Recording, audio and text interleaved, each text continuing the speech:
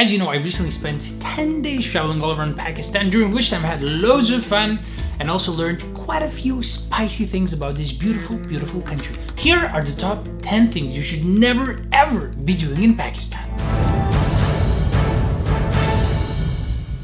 Number 1, do not be surprised if the intelligence officers join you for lunch. So when I was traveling around Pakistan, I made my way to this city called Peshawar that's at the border with Afghanistan, and me and my friend Flo, we hired a driver to get us to the mountains. Now, once we got to the mountains, we stopped at some sort of a restaurant for lunch, and we were sitting there eating and stuff. Our driver was at a mosque praying, and then all of a sudden these two guys come to us and they're like, hello, where are you from, blah blah blah, all these questions.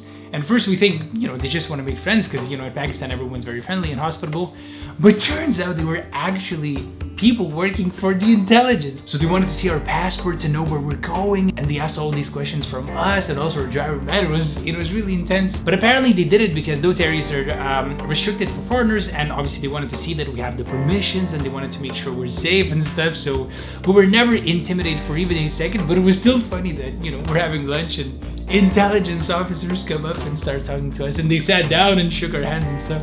It was actually pretty cool. Number 2 is, do not be surprised if the people in Pakistan are more hospitable than anywhere you've ever seen. So the thing about Pakistan is that, they absolutely love foreigners visiting their land because obviously you're showing respect to them, and they're such incredibly hospitable people. It's crazy. I mean, I was hosted in Pakistan a few times. Once, for example, by this wonderful woman, once again in Peshawar, called Nabila. And then everyone around her was so nice to us. Like, her son took us out to this football match with his friends. All of his friends were like treating us to foods and drinks, and they were inviting us to stay over with them. And then literally anywhere else I ever went in Pakistan, everyone was this kind, like there would be situations where me and my friend would be having lunch at a random restaurant, and then some sort of a guy would actually pay for us without even talking to us, right? So once we finish eating, we go to the cash desk and we want to pay, and they say, no, someone already paid for you, but they left. I mean, crazy. I experienced so many wonderful acts of kindness there, and dude, I don't know.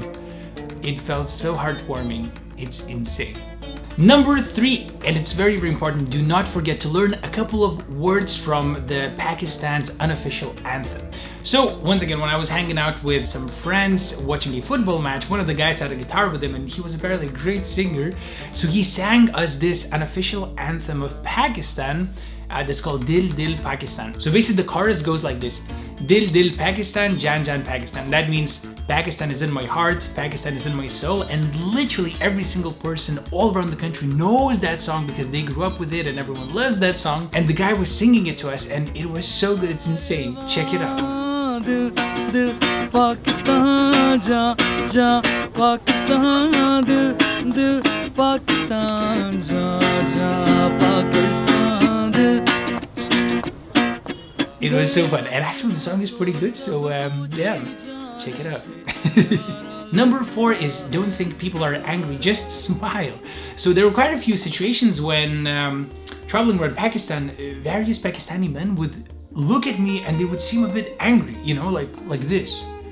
And then I'd be thinking, why do they look angry? What's happening, So I wouldn't know what to do, so I would look at them and I would just start smiling like, and then they would start smiling with these huge smiles and laughing and saying hello and stuff, So I guess the reason they looked that way was because they were simply so curious that, oh, there's a foreigner in Pakistan, wow, that's cool. Number 5 is, don't worry when the police film you on buses. So apparently every time you're gonna take a bus in Pakistan and you're gonna be crossing like different districts, different cities and stuff, there will be different checkpoints because once again, around 10 years ago, Pakistan had quite a few problems with terrorism and stuff, and obviously the security there is incredibly tight.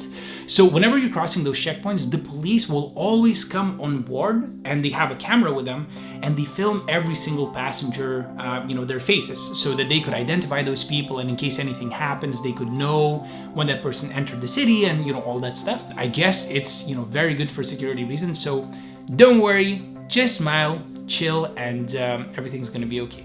let's take a very short break here, you legend. Now that I told you the 5 things not to do in Pakistan, I also want to say that I recently launched this new really cool channel called Stay Curious, where we are making very short educational videos about the beautiful world we live in. And obviously we have some cool videos about Pakistan as well as some other countries around the world. So check us out in the description box down below.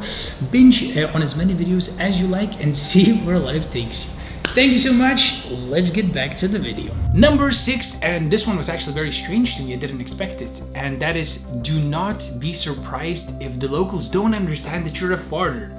So if you're gonna spend some time in the north of Pakistan, for example, once again, Peshawar or up in the mountains, the crazy thing about it will be that you will see a lot of people who are locals, born and raised in Pakistan, but they look very much like, I don't know, Europeans, you know, like white, some of them have brown hair or even blonde hair. It's pretty crazy, like blue eyes and stuff, you know?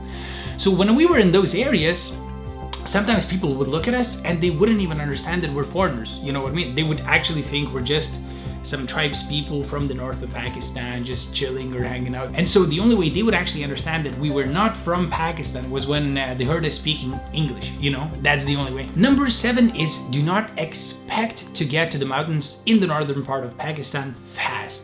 So the infrastructure in Pakistan was actually so much better than I thought. I mean, the roads were great, the highways were great and stuff, but not in the north. When you go to the north, I mean, there's obviously a lot of beautiful mountain village, crazy valleys, rivers, mountains, you know, everything's great. But at the same time, the roads weren't the best at all. So yeah, it generally took us so much time to get to the north because I mean, there were so many holes in the roads and stuff. And I guess it makes sense because in the mountains it's very hard to maintain them, right? So yeah, don't expect to get there fast. It's gonna take you a while and you're gonna be sitting in the car like this for like hours, you know? So grab some water, grab some snacks and enjoy the ride. Number 8 is, don't be upset when Uber drivers ask you where you're going. This happens in quite a few different cities in Pakistan, but mostly in the capital called Islamabad. So imagine, it was so weird. Every time I would call an Uber driver, they would always text me and say, where you go, where you go, where you're going, or in Urdu, I think it's Jana ke hai or something like this. And then I felt weird because they don't ever do this anywhere else, you know? So I wouldn't want to reply because I'm like, dude, I just called you, come here. But apparently the reason they ask is because there are some locations on Uber that are very, very hard to reach. So on Uber, they get like 5 times less money than the general rate, you know? But if they pick you up, then they have to take you there for very little money. And obviously it does make sense that they ask. So it was a bit upsetting for me, but once one of the drivers explained it to me, I went, oh, okay, dude, it's fine, yeah, sorry. So don't be upset, just answer where you're going and they will definitely pick you up. Number 9 is a little spicy, but don't tell those Uber drivers you're going to New Delhi. Oh my god, I actually feel kind of bad about it. But once again, at first when I didn't know why they're asking, it was so upsetting. I'm like, dude, just come, you know? So I would sometimes reply, I'm not gonna tell you, just come there or whatever. And they would say, no, I'm not gonna come, tell me, you know? We would have these like funny conversations. And with one driver, I said, like, I was just upset that he kept asking me like 5 times. So I said, I'm going to New Delhi, bro, you know? And he got actually so angry and he canceled the ride and stuff. Cause I mean, you know, there's a lot of beef between India and Pakistan. And of course it makes sense. So I mean, to us, it was just a joke. And like a funny joke, I guess. Cause obviously you could never go to New Delhi, you know, on Uber. But I'm sorry to that driver if he's ever watching the video. Hope you don't mind.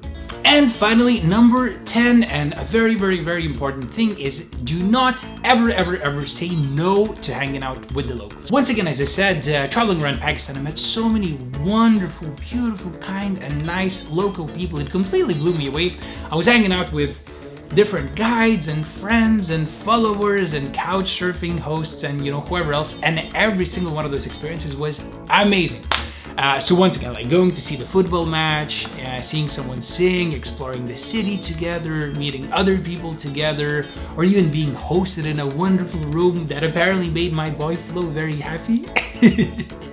But yeah, so if anyone's ever inviting you to hang out and stuff on Couchsurfing or any other platforms you trust, definitely don't say no. It's most likely going to be a wonderful experience that you will enjoy to the moon and back.